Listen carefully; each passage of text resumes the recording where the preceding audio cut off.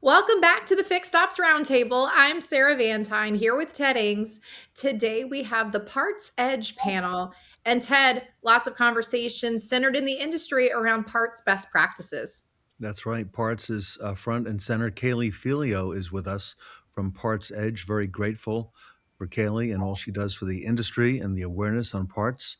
And to help give parts some love today, we have Michael Weldon, the well-known CPI coach, is here with us as well. And joining us from Florida, Marco Zwanenburg, New Drive Consulting, technician to the stars. Marco, Mike, and Kaylee, welcome back to the Fixed Ops Roundtable. Glad to be Pleasure here. to be here, Ted, as always. And good to have this panel here. So, Kaylee, we're seeing a lot of things happening right now in the industry. Here we are in the middle of the second quarter. What are some of the things that you see and hear parts managers talking to you about? Because I know you're right on the cutting edge with everything happening there. Yeah, pricing is a huge topic right now. Um, I feel like we are adding it to our webinars more often. Mhm. And there's been a lot of talk about wholesale, growing business, those types of things. But I think it's just a lot of parts managers are focusing on how can we make more with what we have, and which makes sense. I mean, that's what we should be doing. Absolutely, Kaylee. And I know our panel today that you have some incredible questions for this esteemed group. And we're looking forward to unpacking a little bit more about some retail and wholesale best strategies. Yeah, I think I want to say something that I always hear, and it's hopefully I say this right, but the dealerships make 80% of their profit off 20% of their inventory. That's typically what we see. And where can you push that a little bit? Like that's the biggest thing is like what can you do in your process and the way that you look at your inventory, how can you shift that to make more off of, like why is it only 20% of the inventory? When we do analyses on matrix pricing or lack of matrix pricing, um, we see that the matrix isn't even really even getting used. It's not even most of the parts are not even getting matrix. So I think that's a huge opportunity that we're missing. And I think that it's just not something that's very easy to do. There's a lot of data, there's a lot of components, there's a lot of ways to analyze. Um, and then once you do, it's like, where do you make those changes? So I guess now that I'm rambling on, um, Mike, in your experience, you've been with PartsEdge for a long time. What are some of the things that, actually, we just went through this with another dealership. So, what are some of the things that you look for when you guys are looking at your pricing and your matrix that could help someone listening? Because you guys have a pretty well established process with that. What I'm seeing most of is most parts managers are new in the business, or some have been in the business a long time, but they're not really sure what they have in inventory. And they're not really sure how they have their pricing matrices set up for competitive pricing, wholesale pricing, retail pricing. And so they're flying by the seat of their pants, and which naturally is going to create that influx in the bottom line net. And so we're trying to educate them to look at their business. You mentioned 20% of the inventories where they make most of their profit. We're trying to expand that by looking at how they have their business set up so that they can see based on volume, based on the interest from wholesalers and that kind of thing, that they remain competitive, but they're selling more of those items. Um, Sorry, I had a thought on that. There was another thing with the wholesale. We've had a lot of conversations around that as well. With a lot of dealerships just aren't really making money on wholesale. So I don't know. But then I do see some really successful ones. So I think I don't want to steer anyone away from wholesale business. I think it's just something that you really have to treat as a separate business and have a different business model. It's not like retail. So it has to be treated differently. And you have to be very, very careful. There's advantages because you can buy more and you have just more flexibility, but There's some disadvantages too when you're not paying closer attention. You can really end up with a lot of stuff you can't sell. And So Sarah, you recently had a big group, talking about their parts and their inventory. What are some of the conversations, or what are some of the things that rose to the top of the conversations that you've been having? Well, Ted, it was really fascinating to hear about, really the challenge that is customer perception of what the dealership offers, and the awareness that customers have pricing information at their fingertips at any given time in the retail Mm, or the wholesale purchase process. So a lot of dealerships are wrestling with this because when they're quoting something, let's say as part of a service visit, or they're quoting something over the counter as a recommended item. Maybe the customer wants to, install the part themselves. Well, now that customer has that part information. They're going online, they're checking to see what that part costs compared to everywhere else that they could potentially get it from. And so there is a lot of sensitivity to the fact that, well, it's a business. We need to make money. That's part of any business, and that's not something that you can't discount your way into a profit. Right. So they're trying to manage the balance between having pricing that is agreeable to a customer, where it's not so far beyond priced out compared to what is in the marketplace. But then on the flip side, they have to wrestle with, there are elements and people out there and companies out there that do discount at bulk and really, push that race to the bottom that they have to contend with. And, Kaylee, one of the things that's really interesting in that equation is your competition is no longer across town. It's mm. everywhere on your screen. So it's something that a lot of dealerships are paying very close attention to, and trying to solve their pricing structure around that. I think a big disconnect too is just the flow and the process of like when someone needs pricing on parts. For example, if you look at tires, how disconnected that process is. Mm, Um, it's just like that's a good if word. we're going to have parts price out parts, which as they should, I think there has to be some level of training and like everyone kind of has to be on the same page and the same team because I do think that a lot of parts they're so bombarded that they're like kind of frustrated, like why are you calling me for a price kind of thing.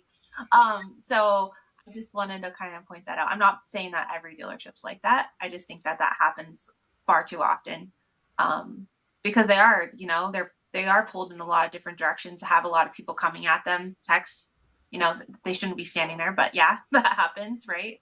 um I'm curious, Marco, from your perspective as a technician, like, um, what are some of the frustrations I guess you would have with parts and pricing and that type of area?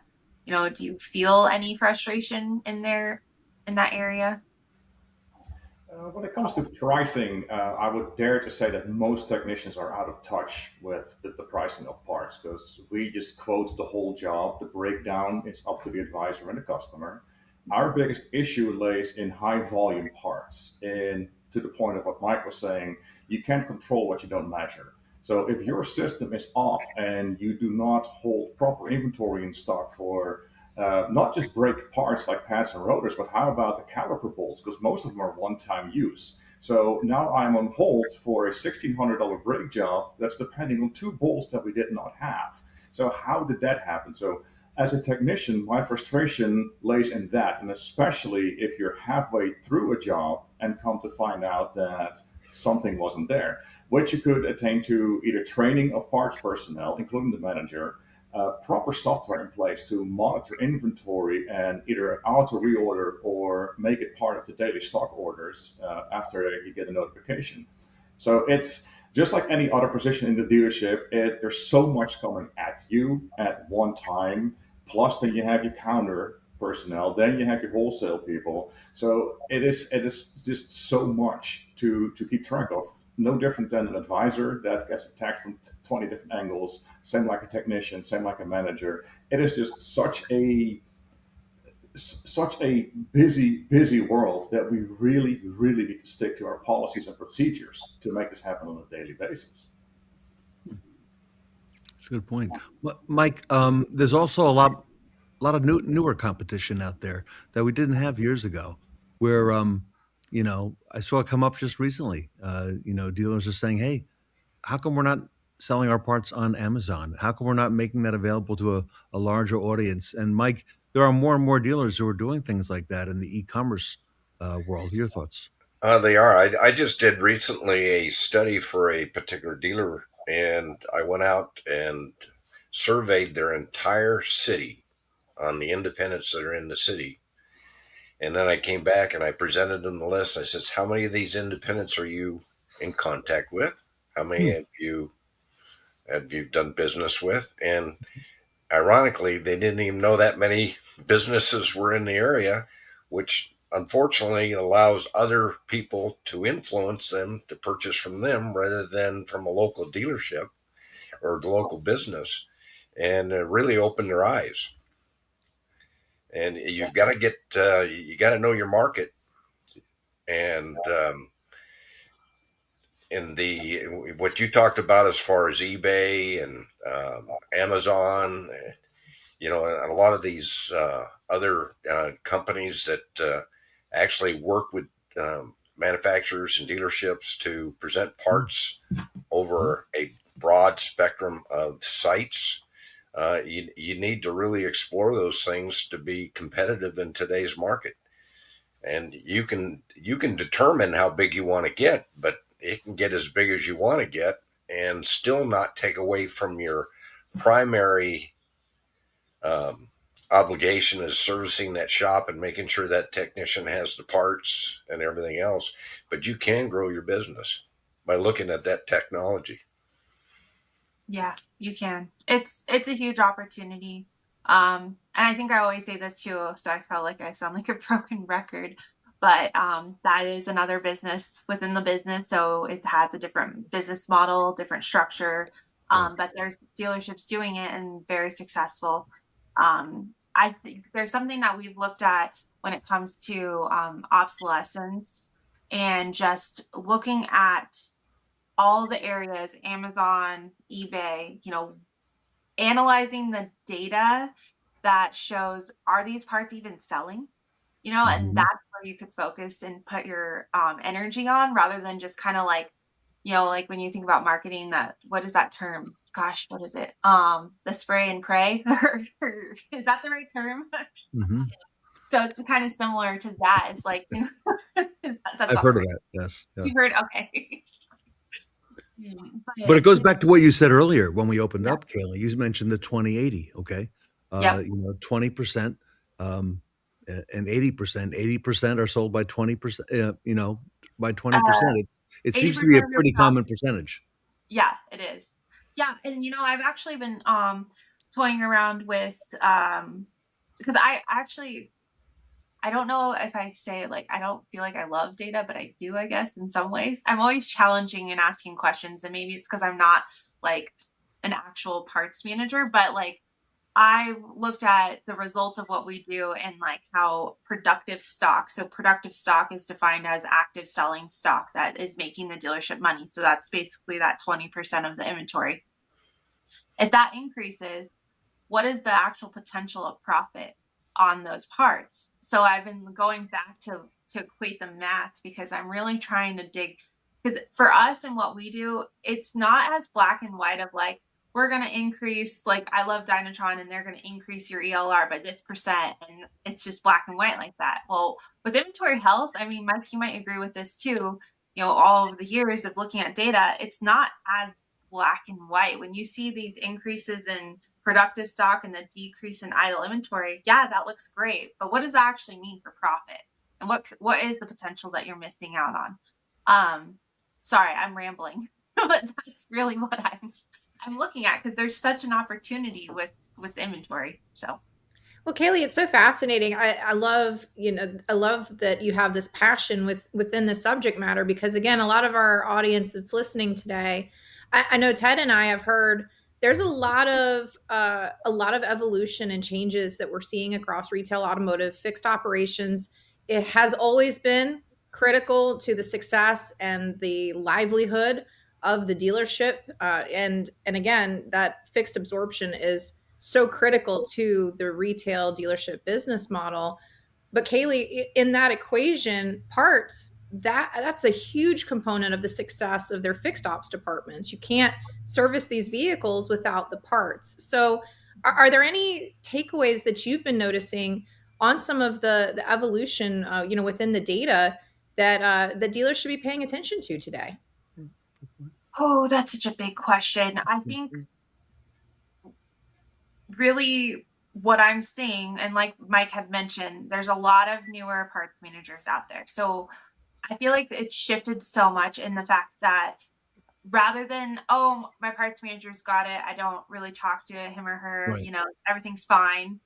The conversation's different. They're actually asking questions and looking at how can I better support the parts manager, because it's normally the least supported department, the most with the skeleton crew. They typically run really, really lean. Right. A parts manager's job isn't just managing the inventory. They're kind of everywhere, and they typically run really lean. I think that there's a lot of departments that do, but that's the one that I see that runs really lean. But with that, it's just looking at more support for the parts managers and actually not just trusting this ginormous asset on someone's shoulders. Like, that's a huge responsibility. The best parts managers I speak to are always questioning how can they be more efficient, how can they stock better, and how can they make Hmm. more money. How can I make more off of this $1 basically, or however you want to equate it. That's what I hear when they're questioning things. So yeah, I don't know if I answered your question, but yeah. No, Kaylee, it makes sense. And Mike and Marco, your perspective from the fixed op side of the equation, what areas of opportunity do you feel, in your businesses, the dealerships maybe need to focus their service department, having that collaboration with their parts managers and parts associates? I think the most important thing is to get the relationship built between parts and service. There's such a silo that I still see evident in a lot of stores that I visit, that when you have that good business partner, you can accomplish almost anything. Uh, Hmm. I remember when I first got into the business years ago, and I took on this position at a very small Ford agency, and the first thing that the people said, "You're going to hate the parts manager. He's just not a friendly guy." And I says, "Well, guess what? He's going to be my friend." And I went in there and we built the business together, and I wouldn't let him be the typical, stereotype that we sometimes have in this business. And Yeah. we took it from a very small operation to a huge operation because we worked together. We collaborated with each other, and we worked on the business. We didn't work in the business. We worked on the business, and there's a difference.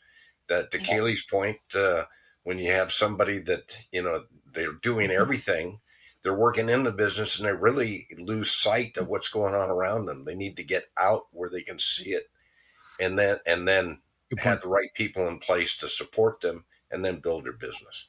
Yeah.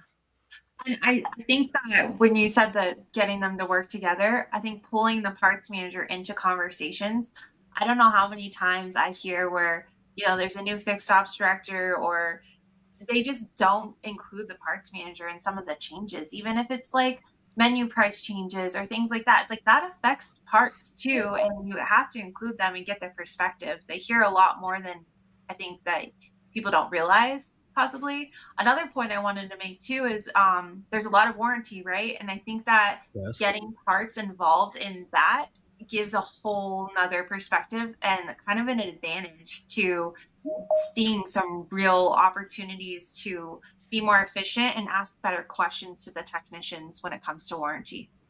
I think Marco can speak to it. Is the relationship needs to be built the same way with the technician. Yeah. Oh, absolutely, absolutely. Like, first of all, if you look at where the parts manager sits in the dealership, he is usually right between the technicians and the service manager. So he or she will hear a lot just coming out of the shop without even directly spoken to. But a good parts manager is no different than a good service manager. He or she will be out of the shop talking to people. A parts manager I've worked with, actually at my last dealership I worked at, he was very actively involved. He would walk around, try to get an idea of what's involved in the job, and jobs that happen a lot, like coolant repairs, for example. He would produce a package of it that includes all the bolts, all the nuts, everything that was needed for that job. So when the job got quoted, it was just boom, and everything was there. How do you get to that point? You build relationships. So it is very, very crucial for both parts and technicians to work together on this, because at the end of the day, we are the biggest customer, and at the end of the day, we cannot do our job without parts.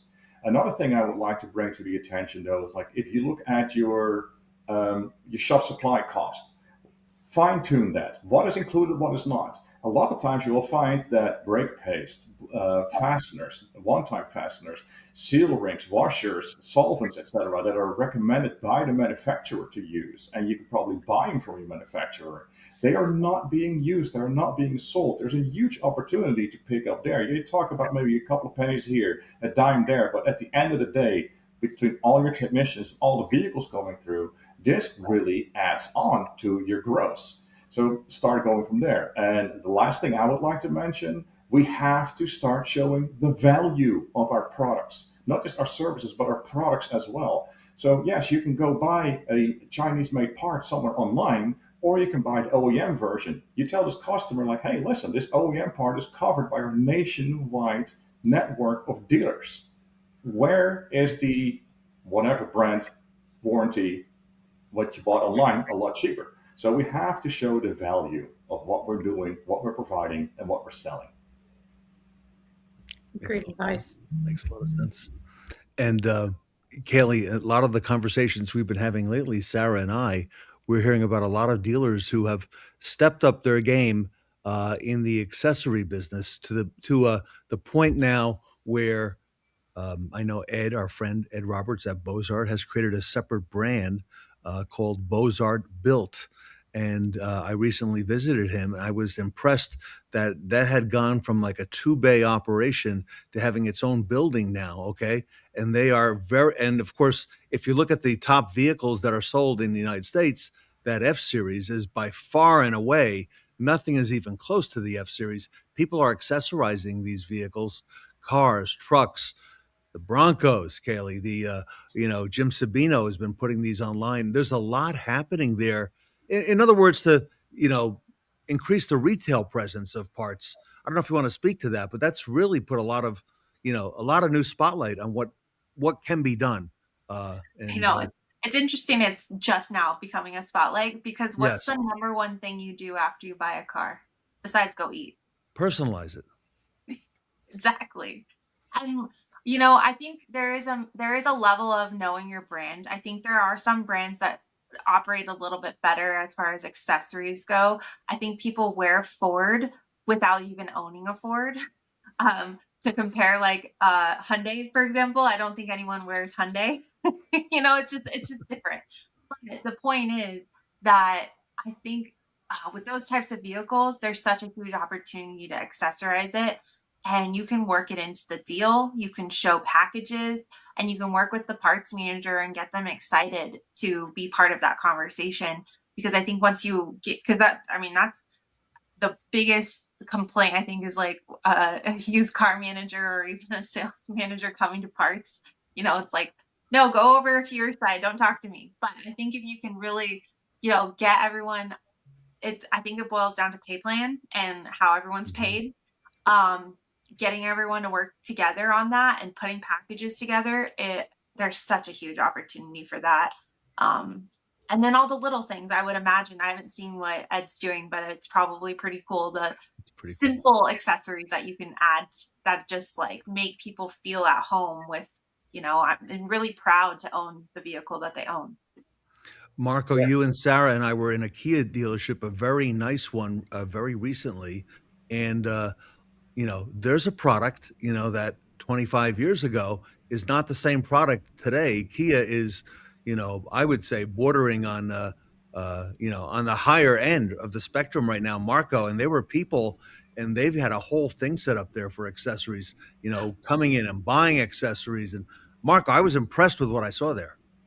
Oh, absolutely. That was such a fantastic operation, and it really showed you the forward-thinking leadership that was in place. But yes, to the point of Kaylee, like, what do you want to do? Especially if you buy a product that everybody else already owns, you want to stand out. You want to make it your own. So accessories, they're so undervalued, yet there's such a huge profit margin on them for both installation and the sale of them. And if you have a few examples sitting out on the showroom floor, like we've seen, people will just eat it up. They will buy it, they will love it, roll it into the financing, and everybody's happy. But that was such a great experience. I'm glad I got to be a part of that. I will say too, I forgot how well Kia has done with their branding and shifting. They've completely captured. I I'm just gonna say it like the mom, like they've killed it in the mom cars. Just like the van, what they did to their van makes it look super cool. And then I think even the Telluride, like those are, I don't want to call them mom cars, but most of the time I see moms driving those, so they've definitely killed it with that. And then to accessorize that and add like really great accessories for those vehicles is just like, why wouldn't you capture that? It doesn't make any sense to me. Sarah, But it seems that to kind of sum it all up, this out of the box thinking, this new thinking, we've been talking, you know, in this conversation for a long time with Kaylee about the seasoned parts manager, but there's a newer parts manager that's out Yeah. there now, and they've got a fresh perspective, Sarah. And when that happens, that really changes the game. It does, Ted, and it's so exciting to see how parts managers are embracing this shift to having more awareness in the industry about accessories, more awareness in the industry about the benefits of their respective OEMs, with the community that's out there that's looking for quality vehicles. As Kaylee pointed out, for their families. It's exciting to see all the innovation when it comes to e-commerce. And Ted, parts continues to be a billion-dollar industry. And that is not going to change. It's only going to continue to accelerate. So the dealers that think outside the box, those are the ones that are going to be successful. You know? Yeah. Kaylee, multi-billion. It's amazing, and you're keeping dealers on track, and you're helping them with that. So congratulations to you and all the thank good you. work that PartsEdge does. So. Thank you very much. Everybody, for more information, you can reach out to Kaylee Felio. Of course, you see her on LinkedIn, on Facebook, on all the socials, on Instagram. Um, PartsEdge, she's the sales and marketing manager, partsedge.com. Want to thank the panel, Marco Zwanenburg, technician to the stars, with us here today. Mike Weldon, thank you for all you do for the industry. Okay. And Sarah Van Tyne, it's the year of the parts department. It is, Ted. And it's so exciting to have Kaylee here with us today leading the charge. Kaylee, thank you for all you do. Thank you. Kaylee Felio, everybody, from PartsEdge, with the PartsEdge panel here today at the Fixed Ops Roundtable.